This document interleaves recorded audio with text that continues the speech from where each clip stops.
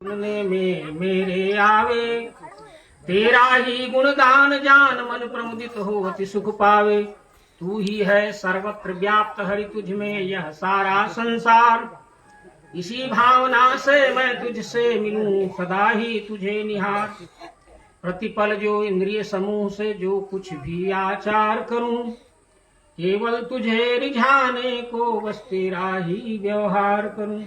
अखंड मंडलाकारं व्याप्तं येन चराचरं तत्पदं दर्शितं येन तस्मै श्री गुरुवे नमः। वसुदेव सुतं देवं कंसचाणूरमर्दनं देवकी परमानन्दं कृष्णं वन्दे जगद्गुरुम्। अज्ञानान्धस्य लोकस्य ज्ञानाञ्जनशलाकया चक्षुरुन्मीलितं येन तस्मै श्री गुरुवे नमः। तत्वदर्शी सदगुरु भगवान को सादर नमन करते हुए, प्रणाम करते हुए, मंचस्थ हमारे सभी आदरणीय जन, उपस्थित सभी ज्येष्ठ श्रेष्ठ सम्मानीय बंधुओं, शक्ति स्वरूपा परम वंदनीय माताओं बहनों, आप सबों का इस गीता ज्ञान यज्ञ में हार्दिक अभिनंदन है, स्वागत है। आप सबको नमन है। बड़े भैया श्री शोभाराम जी के द्वारा बहुत ही प्रेरक बात ये दृढ़ता से बताया गया कि विश्व ही परमात्मा है और इस परमात्मा स्वरूप का बोध प्राप्त करने के बाद जो भी कर्म हमारा होता है वो सब यज्ञ हो जाता है। जब भी हम सोते हैं वो समाधि बन जाती है, जहां भी जो भी हम बोलते हैं स्तोत्र बन जाता है, जो भी खाते हैं परमात्मा की पूजा बन जाती है। परंतु जानना विश्वरूप को है, क्योंकि विश्वरूप को जानने के बाद ही ये अवस्था आती है। ये संत कबीरदास जी ने बहुत दृढ़ता से कहा है। कई बार ये कहा जा चुका है कि जहां जहां जाओ सोई परिक्रमा, जो कुछ करो सो सेवा।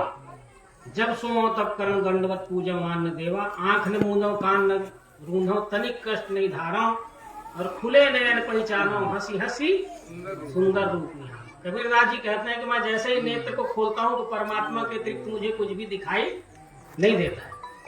ये व्यवहारिक बातें हैं कि हम सब मनुष्य हैं, पशु पक्षी है, जीव जंतु है, पेड़ पौधे हैं।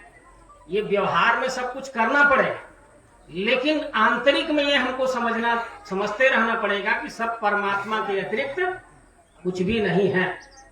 इस बात को अच्छी तरह से जानना है। और अभी बहुत सुंदर भजन प्रस्तुत किया गया।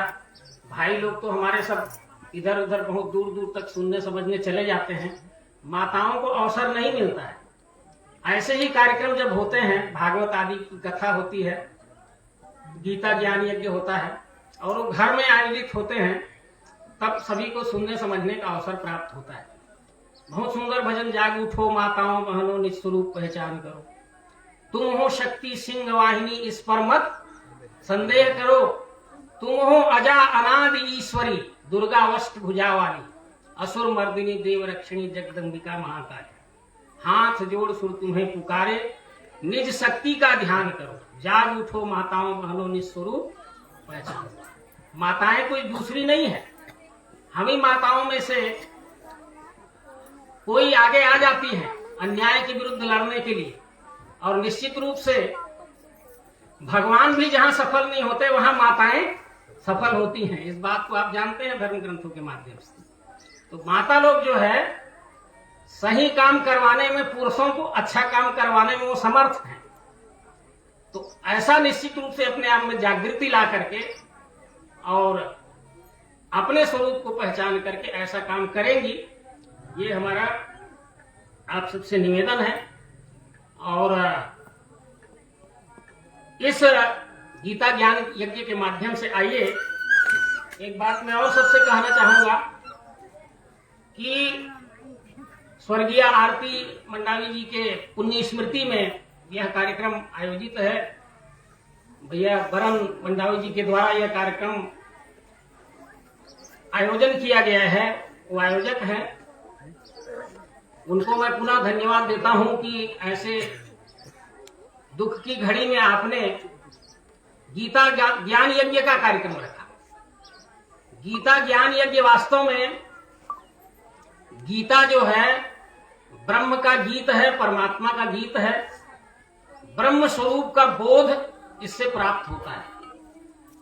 अष्टम अवतार भगवान श्री कृष्ण के द्वारा कही गई ये गीता है, पूर्णावतार है, भगवान है। भगवान जो होते हैं वो सारे संसार को राह दिखाने के लिए आते हैं, रास्ता दिखाने के लिए आते हैं। जब सब भटक जाते हैं तब उनको राह दिखाने के लिए आते हैं। लेकिन क्या होता है, हमने एक बात पढ़ी है बहुत दृढ़ता से कि गुरु गोविंद दोऊ खड़े काके लागू पाए, बलिहारी गुरु आपनो जो गोविंदियो बताए, गोविंदियो लखाए। तो गुरु को मानते मानते इतना हम गुरु के प्रति विभोर हो गए कि गुरु जी ने क्या बताया इसका ध्यान हमको नहीं रहा, गुरु को ही मानने लगे। तो भगवान ने जो बात बताई, भगवान ने जो विद्या दी, उस विद्या को धीरे धीरे लोग भूलते गए और केवल भगवान को हम मानने लगे।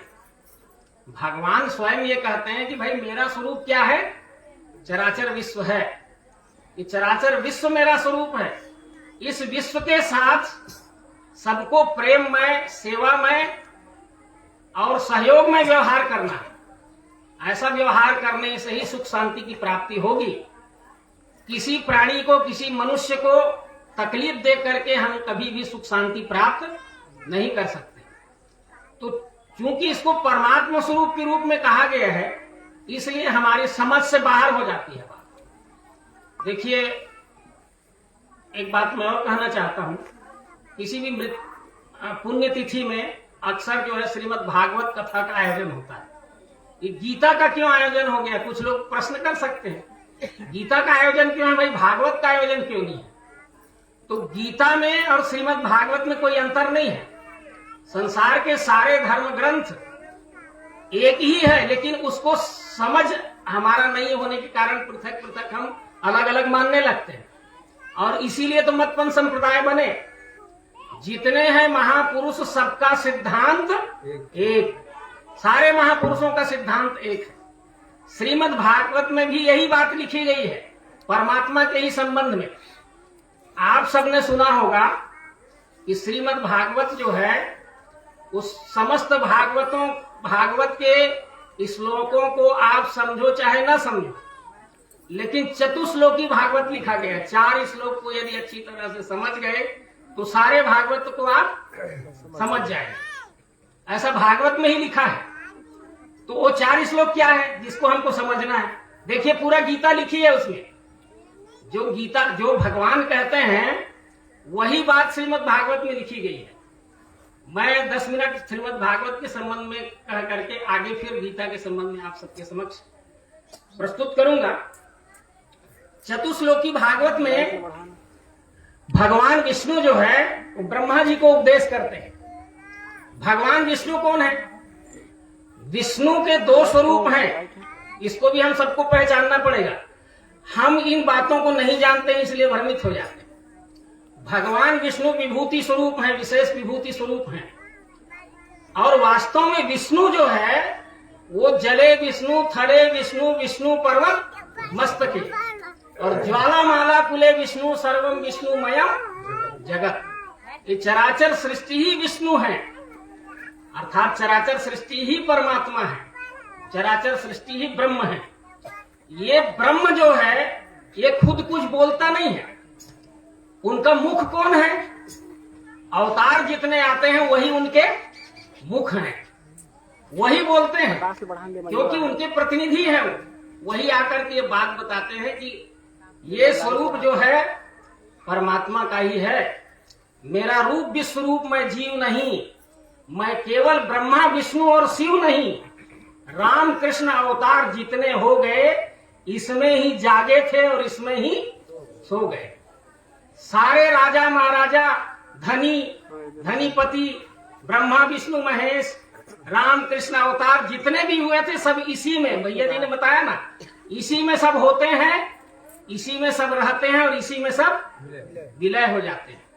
तो ये विश्वम विष्णु है। विश्वम विष्णु के स्वरूप में ये सृष्टि चलती है। सृष्टि की व्यवस्था करना पड़ता है। आज भारत की व्यवस्था कौन सा बनाए हुए हैं? एक तो है केंद्रीय गवर्नमेंट। भारत की व्यवस्था नहीं बनाएंगे तो क्या होगा देश में? और प्रांत की व्यवस्था मुख्यमंत्री बनाते हैं, उनका मंत्रिमंडल बनाते हैं। उसी प्रकार जब सृष्टि की व्यवस्था करनी हुई, सृष्टि की रचना नहीं, इस बात को भी जानना पड़ेगा। सृष्टि की रचना नहीं होती, सृष्टि की व्यवस्था की जाती है। सृष्टि तो आप ही आप रचा हुआ है। अब इस बात को भी समझना पड़ेगा। जैसे छत्तीसगढ़ को किसने बनाया था? अटल बिहारी वाजपेयी ने छत्तीसगढ़ बनाया, तो छत्तीसगढ़ के सब चीज को बना दिया गया। अरे बताया भाई, मध्य प्रदेश जो है वो बड़ा राज्य है, यहां से अब इसको हम क्या करेंगे? छत्तीसगढ़ कहेंगे। तो छत्तीसगढ़ बना दिए, माने आदमी को बना दिए, कि पेड़ पौधे को बना दिए, कि जीव जंतु को बना दिए। एक व्यवस्था दिया उनने। तो जो व्यवस्था दिया देते हैं उसको बनाना कहते हैं। तो ब्रह्मा जी सृष्टि नहीं बनाते, ब्रह्मा जी सृष्टि बनाते भी हैं और नहीं भी बनाते। रजोगुण ब्रह्मा जो है वो सृष्टि बनाते हैं। सत्वगुण को भी विष्णु कहा जाता है, रजोगुण को ब्रह्मा कहा जाता है और तमोगुण को शंकर कहा जाता है। तो शंकर, ब्रह्मा, विष्णु, महेश, ये सत्वगुण, रजोगुण, तमोगुण अलग है, जो सृष्टि में उत्पत्ति, स्थिति, लय की सारी क्रियाएं करती है। लेकिन जब कोई सत्वगुण प्रधान व्यक्ति होते हैं उनको हम विष्णु कहते हैं, रजोगुण प्रधान कोई व्यक्ति होते हैं उनको हम ब्रह्मा कहते हैं, और तमोगुण प्रधान जो होते हैं उनको हम शंकर कहते हैं। ये समाज की व्यवस्था करने वाले ब्रह्मा, विष्णु, महेश है। और प्रकृति में जो उत्पत्ति, स्थिति, लय, जन्म, जीवन और मृत्यु देने वाली जो शक्ति है उसको कहते हैं सत्वगुण, रजोगुण और तमोगुण, वो भी ब्रह्मा, विष्णु, महेश। इसीलिए रामचरितमानस में आप देखे होंगे, उपजहि जासु अंश ते नाना और शंभु बिरंच विष्णु भगवाना। ऐसा कौन सा परमात्मा है जिससे अनंत ब्रह्मा, अनंत विष्णु, अनंत शंकर पैदा होते हैं? वो है विश्वम विष्णु। इस विश्वम विष्णु को के स्वरूप में जब अव्यवस्था हो गई तो व्यवस्थित करने के लिए ब्रह्मा जी को विष्णु भगवान ने उपदेश दिया। वो उपदेश दिया, वो 4 श्लोक में है। देखिए 2 श्लोक पहले जो है, 2 श्लोक जो कहा गया है, ज्ञानम परम गुह्यम में यद विज्ञान समन्वितम स रहस्यम तदंगम च गृहाण दत्तम मया। ज्ञानम परम गुह्यम में यद विज्ञान समन्वितम, समझेंगे इस बात को। विष्णु भगवान कहते हैं, ब्रह्मा जी आप सृष्टि की व्यवस्था करना चाह रहे हैं, सृष्टि की रचना करना चाह रहे हैं, माने व्यवस्था करना चाह रहे हैं, तो पहले मैं जो परम गुह्य ज्ञान बता रहा हूं उस ज्ञान को आपको समझना पड़ेगा। जब इस ज्ञान को समझ लोगे तो व्यवस्थित करने के बाद व्यवस्था का अहंकार तुमको नहीं आएगा। अन्यथा होता क्या है, आदमी जैसे जैसे काम करता जाता है अहंकार की जागृति हो जाती है और खुद भी वो अव्यवस्था में शामिल हो जाता है। व्यवस्था करने वाले खुद अव्यवस्था में शामिल हो जाता है। तो भगवान विष्णु ने कहा कि ज्ञानम परम गुह्यम में, मैं परम गुह्य ज्ञान तुमको बतला रहा हूं, यद विज्ञान समन्वितम, जो केवल ज्ञान नहीं है, केवल शब्द ज्ञान नहीं है, अनुभव ज्ञान है, प्रत्यक्ष ज्ञान है। उस ज्ञान को जो विज्ञान माने प्रत्यक्ष ज्ञान, उस प्रत्यक्ष ज्ञान जो है, जो रहस्य युक्त है, उसको ग्रहण करो। ये